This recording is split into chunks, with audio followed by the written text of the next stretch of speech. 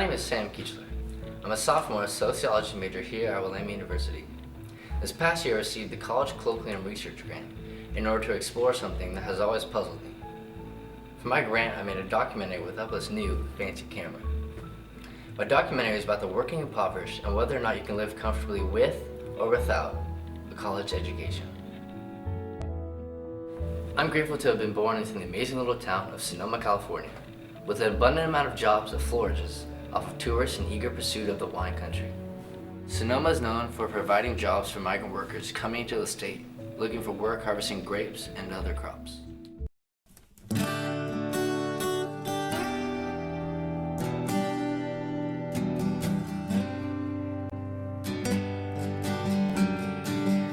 Yet the reality is that not all cities have an abundant amount of work along with an affordable cost of living. I mainly did my research in the bustling city of San Francisco, where the poverty level is high and many men and women are without work or are eagerly looking for a steady paying job.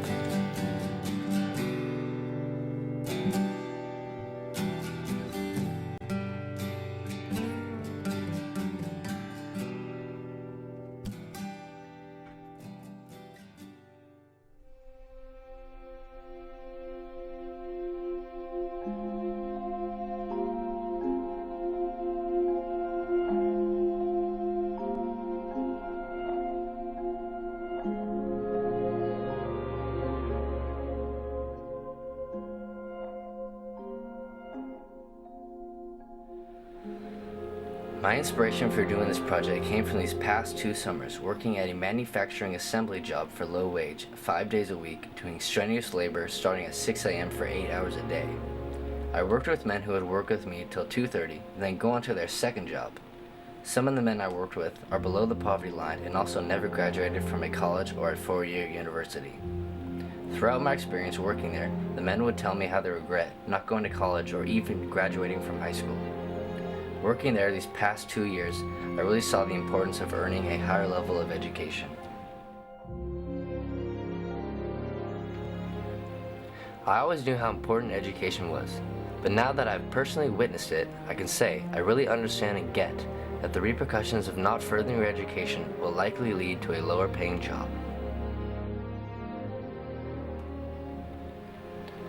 I wanted to go out and research how education, or the lack of one, has affected people.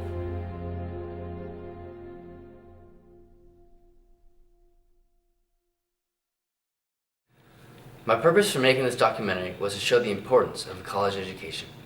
I want to show the public and college students the reality about the working poor. I believe that many people are blinded because they don't witness this tragedy every day. Oftentimes, when college students quit school, it is usually too late by the time they realize it.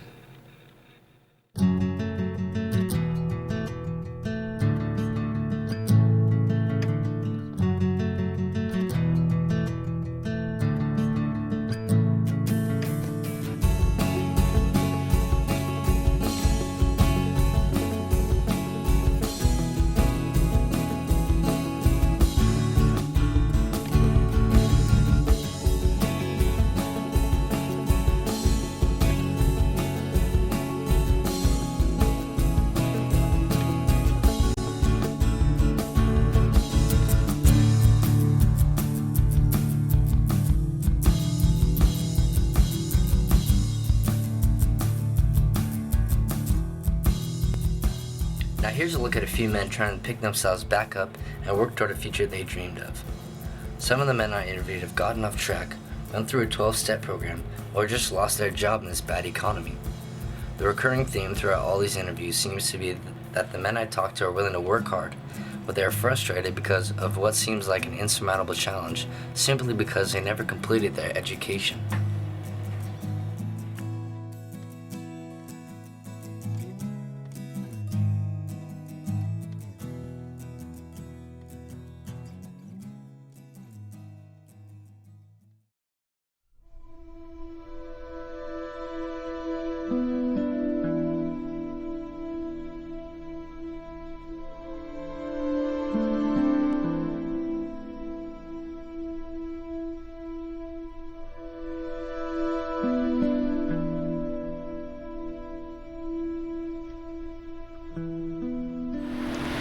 Hi, my name is Matt. I'm living in San Francisco, kind of out of my element. I got in a little trouble and lost my way. That's how I ended up here, and I'm working odd jobs in construction for low wages, trying to get back to where my life should be. And honestly, it's pretty humbling.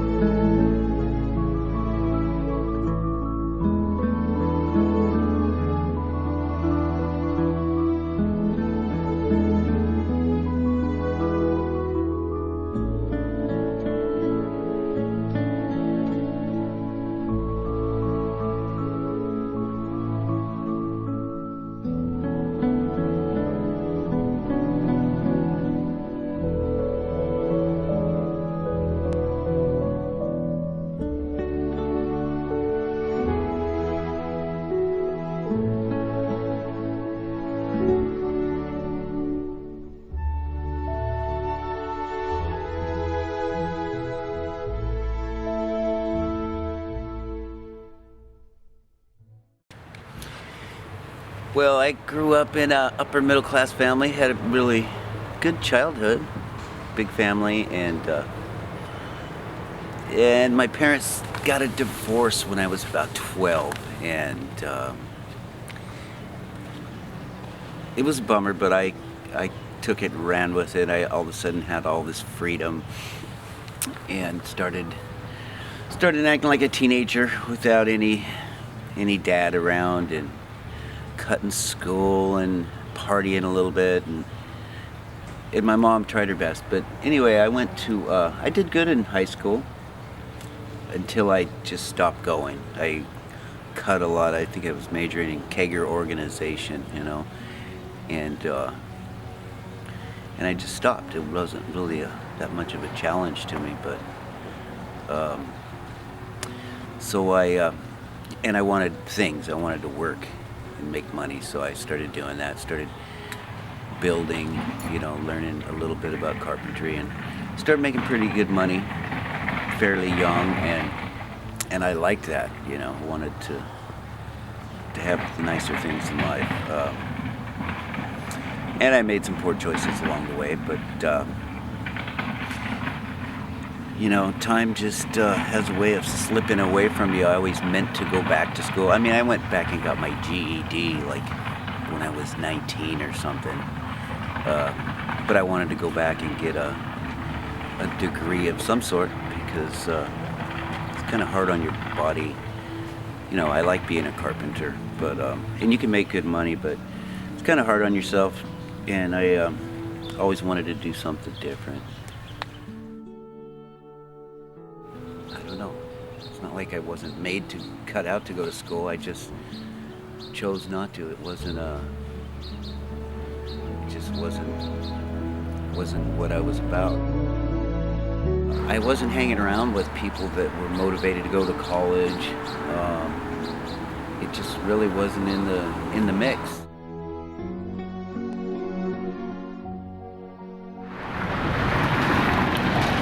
It's a fine line between being homeless, even if you're not a wino or something, in the world I live in, because I don't have any savings or anything. If I lost my job or got evicted from where I live because I couldn't pay rent, I'd be out here like a lot of these people pushing carts. I mean, and that's pretty humbling thing too. Gotta keep that in perspective.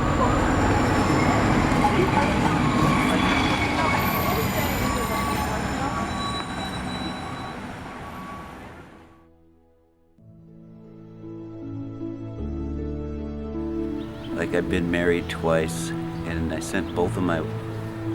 paid for both of my wives to go to school, to go back and get a degree. And my first wife passed away, but so that's why I got married again. And my second wife, she wanted to go back to school, so she got an AA, and then she went back and got some other trade. Anyways, she said that, oh yeah, once I get a good job, you can stop doing what you're doing, being the bread earner, and I'll send you to school. Well, that just never materialized, and so next thing you know, now like 30 something years have gone by, and I'm still doing the same thing for a living, which, I like doing it, but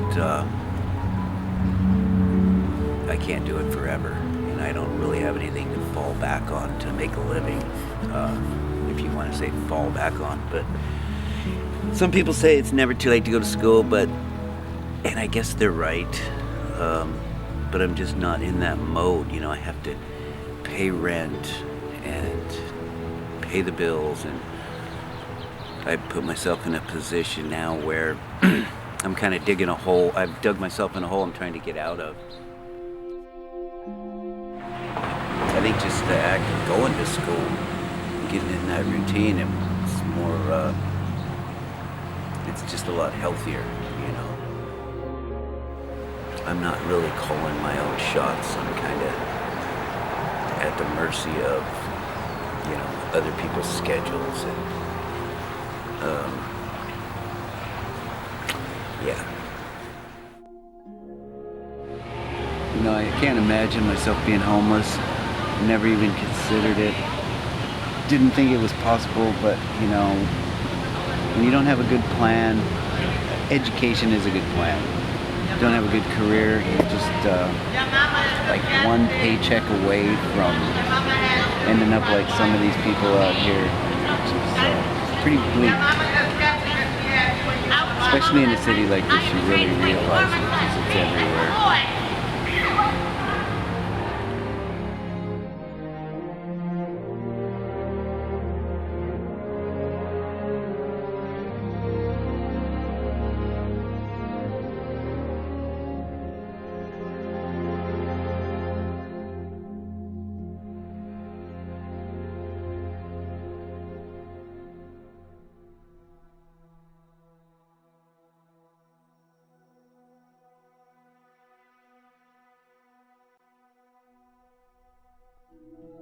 I depend on BART, which means Bay Area Rapid Transit, for my transportation around the city.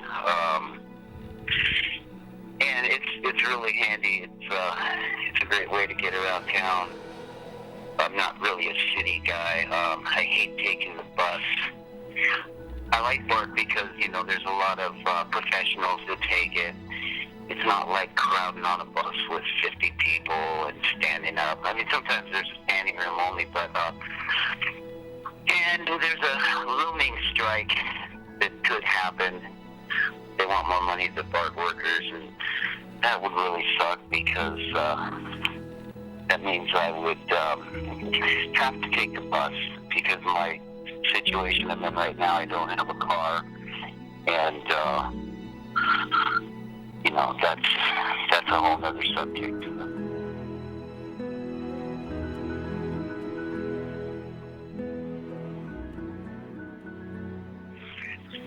Yeah, I really kind of enjoy writing on BART. I can read the paper and put my headphones on, listen to music. It's kind of a relaxing way to start the day. Actually, living where I am, even if I did have a vehicle, it's a lot cheaper and makes more sense to ride this transportation system than drive and have to worry about parking. And it's a relaxing way to start my day on my commute.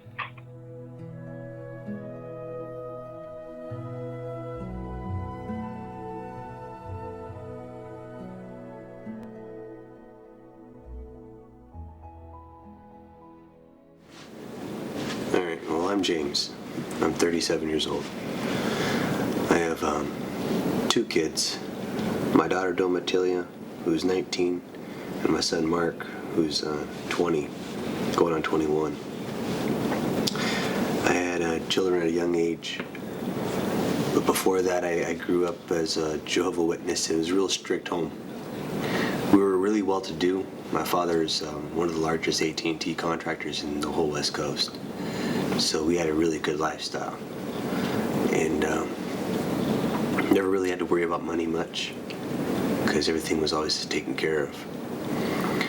And growing up in that environment as a Jehovah's Witness, our vision was more about how we looked, not about how we were.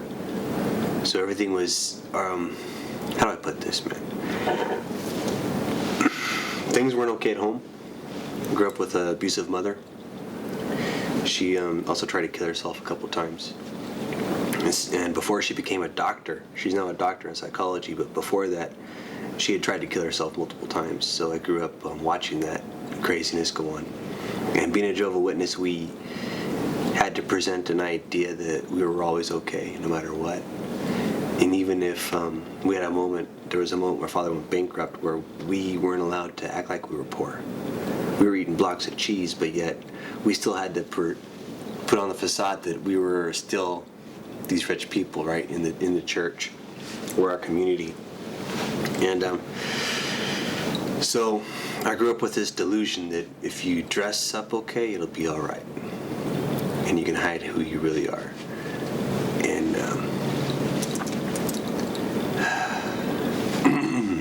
at a young age, when I had my kids, I knew that school is what I needed to do.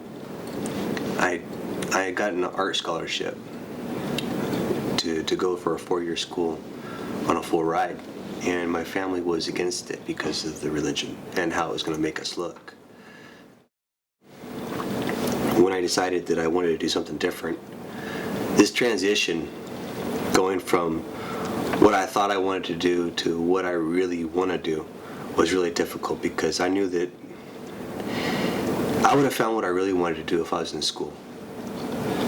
And I would have found what I really wanted to do by remaining in art, because that's what I'm trying to transition to right now, to hospitality and the art design industry.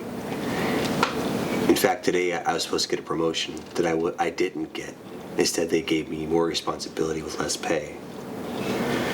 The reason is because I don't have the credentials backing me in the design industry. I got the credentials in hospitality, but I don't have it in design. So now I'm just a catering manager instead of the design coordinator for all events, which really pisses me off, because I worked really hard, long hours, crazy shifts to prove this, that I was worthy of it and I have talent. And regardless of whether or not I raised my son right and he's off in school, now that I have no responsibility, it leaves me sitting with, what do I want to do with my life? Where do I really want to see myself? I'm almost 40. I'm not married, and I'm alone. Yeah, I live with roommates, but this is my life. I can't pretend that everything's okay just because I choose to dress a certain way. I wanted that job, and now I got to work twice as hard to get it. Going back to school isn't an option because I got to pay my bills. I owe the IRS $250,000, so I got to keep working. I put myself in a spot where if I don't work, I won't survive, and I can't be homeless. And at that, I live in a place where I got to share my rent because I can't afford to live in my own place. In finding this solution at that place where I went to the program, it's helped me put me on my feet in a different perspective of life. The person I thought I was is not the person who exists today. If I was to continue as I was, I'd just be dead or in prison. But instead, what's happened is I've been given an opportunity to live my life differently. And this is where the hard choices come back, where you didn't finish school. What are you going to do now? Life becomes real. I'm sure for most people who aren't drinking, life becomes real much sooner. I really don't know what else you want to know, other than I'm pissed off that I didn't get the damn job that I've been working so hard at because I don't have a design degree. I'm almost 40, and being a catering manager just means that I have more responsibility with less pay. Yeah. And so basically the difference between the events designer is $130,000 a year, which is where I should be at. Instead, I'm here at 42. Wow. That's a big difference. Yeah. And if you have talent, that's one thing. But if you have the education backing the talent, that's a whole different world. And I don't have the luxury, like I said, to go back to school for 4 years to get that bachelor's so that I can move further on. Yeah. I'm stuck here paying the IRS because I chose to live fast and not smart. Things in life are not what I thought. It's not about how I manage what's going on. It's about what I'm doing with what I got. And I think it could have been a lot simpler if I had the education. Okay, my name is Ryan. I'm 28 years old. I went to college right out of 18. I started living a college lifestyle and basically was just partying a lot, and I ended up dropping out of school. I just got a job because I needed to support myself. And with that being said, I couldn't afford to make enough money by living just construction, by working construction and just living where I was at. I really needed a degree or something more, and so that's where I got the idea of, I met a few people and I got the idea of flipping some drugs, selling drugs to make the money to do it. It was a quick dollar, and it didn't get me anywhere really. I got in trouble with the law and had to go to rehab for it. When I made that whole decision to even come across to do that, it was all about the money, and I couldn't make enough money to support myself or to live comfortably. And I kept working different jobs. I worked construction, I was serving at restaurants. Everything I did never satisfied me, and it was never something that I wanted to do for the rest of my life. And that's what it really came down to, that I knew if I wanted to live comfortable, to have enough money to survive, and I needed a degree to do something that I wanted to do. It opened doors by having a degree that I was able to do stuff. My sister was a very big motivation, being she's only a couple of years older than me. She's been working for Apple for 5 years, and to see where she's at and how she's living and how she enjoys her life, and all it took was for her to stay in school, and I wish I'd did the same thing. You know, she was right before me. She was 2 years older than me, so I should have followed her path as well. But I didn't, and that now I see where I should have been. Yeah, that was, a big slap in the face, was to really see what I've lost, the time that I did lose. It took 10 years to figure this out.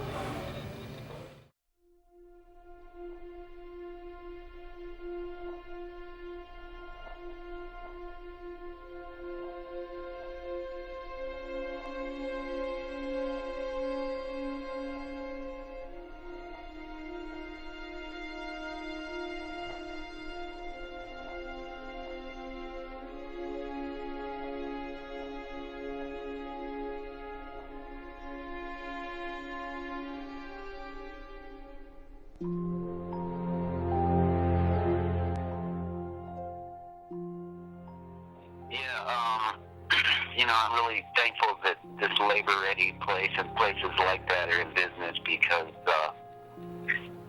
it kind of gave me a chance to transition back into the workforce. They've been doing it for years, and they provide employers that need employees, and I'm really thankful they were there, because it makes a difference in some people eating or not, because they pay you at the end of every day, and some people just need that to get by.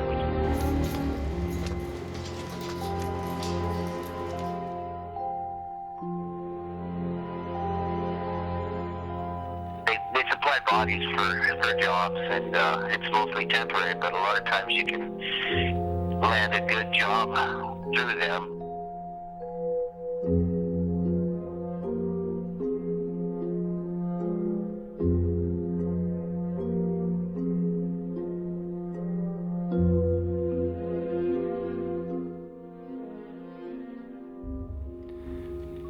Are some people just working for the weekend or towards a better future? So what I'm doing is just basically buying time, doing something day by day to occupy myself, make myself have some kind of contribution, and pay the rent and eat. Their clients have a lot of seasonal issues, and so there's times when there's just no demand for temporary labor. This is just a matter of showing up in the morning with the right attitude, coming in and being willing, and if you are consistent and work hard, have a work ethic, you can get, I mean, it's minimum. Sometimes they'll pay you a couple of bucks more than minimum wage, but if you have a work ethic and you're consistent, I've been doing this for a month and a half here, and I've been working 40-hour weeks, 35 to 40-hour weeks.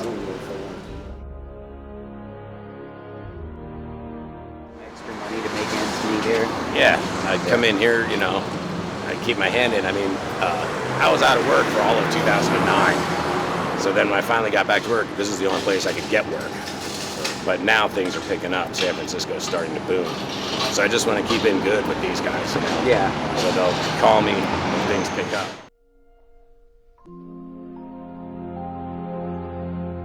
This is just temporary. Like I'm in San Francisco now. I'm from Sonoma County, so I'm slowly working my way toward the career choice that I prefer. But it takes time. They don't just hand that stuff out. So that's why I'm sort of Here's a look at some of the jobs Labor Ready provides, along with a few struggles as well. Friday night we were setting up a boutique out in the marina, and they wanted us to hang these pictures. It was like, you know, a tall building. They wanted us to hang these pictures up, way up high. And the pictures were like a double pane of lucite. They were like 4 by 8. They weighed about 150 pounds each.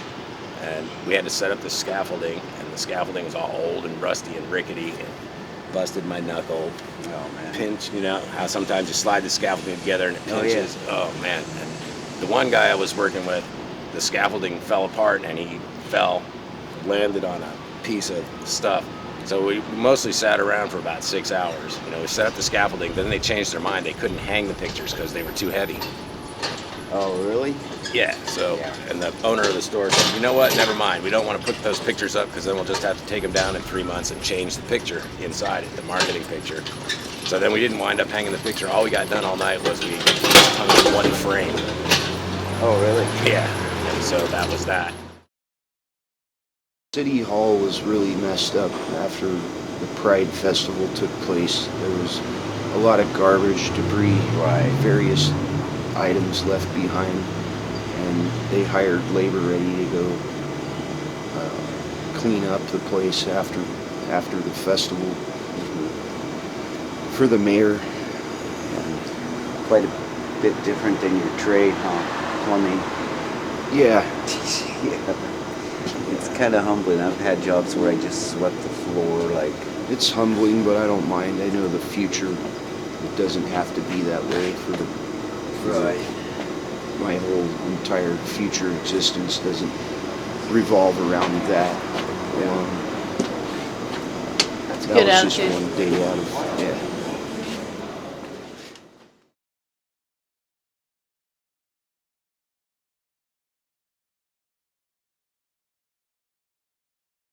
Gary Nelson of Nelson Personnel knows the importance of a college education. Similar to Labor Ready, Nelson's staffing helps connect people in both temporary and full-time jobs suitable to their educational experience. Gary, can you tell me a little bit more about Nelson Staffing and your motivation for starting this company? Okay.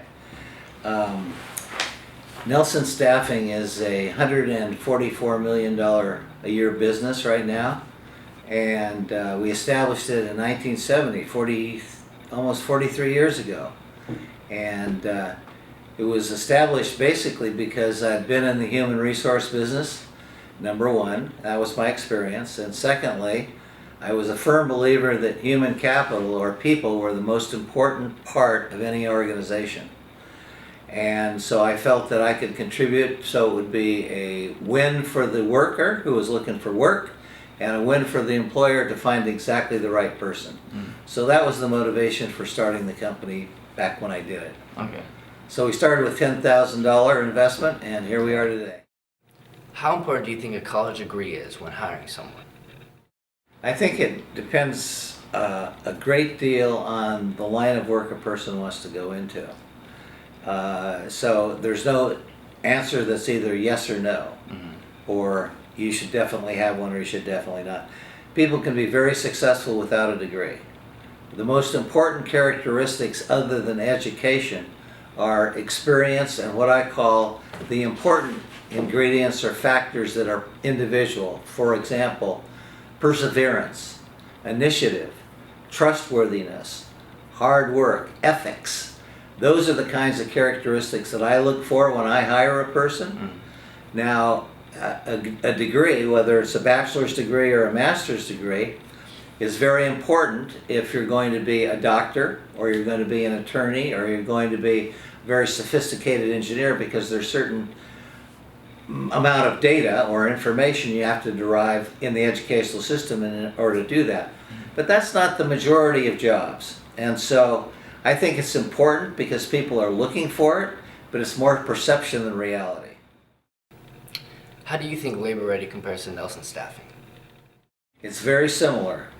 The process is the same, meaning a person walks in and they want work, and the client or the employer is looking for some labor.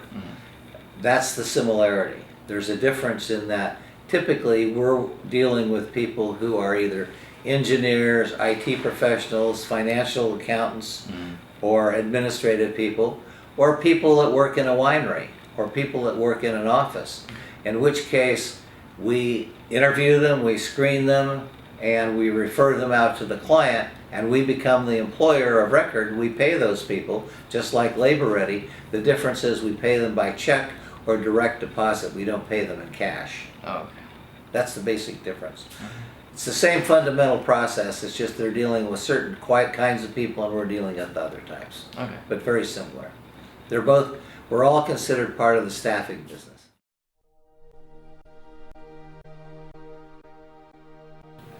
So what is the takeaway message after watching my documentary? What do all these men have in common? Determination. The fact that they get up every day, even though the odds might be against them, and try to do better for themselves and create a new beginning. I hope after watching this you have learned a little more about the working impoverished and no longer take things for granted as much. I hope you liked it, and thank you for watching.